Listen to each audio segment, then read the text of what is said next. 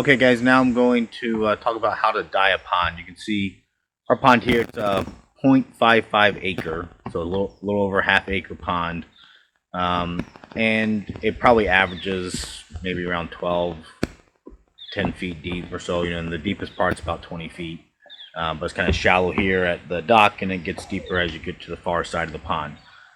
And you can see it has kind of a green color to it. I did dye it. This was about 2.5, 3 months ago that I dyed it once. And so it starts out as dark blue. This is the stuff I use. It's called TruBlu. I just looked at it on Amazon. I think it's 20 bucks. It's a tiny little container, as you can see.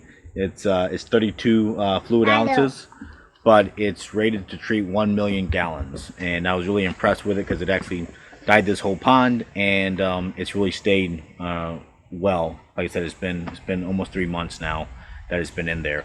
But I'm ready to do the second treatment, and the key thing to this stuff is not only does it look better than like a milky brown pond, but it actually helps stop the growth of the shallow water plants. So all the plants that like to grow in like the 1 foot or less water, this helps reduce that growth because it blocks the UV light. It doesn't hurt the fish. We have lots of frogs in here. We have fish. We have muskrats. We have herons that eat out of here, but it doesn't affect any of them. So it's really a benefit to the pond overall.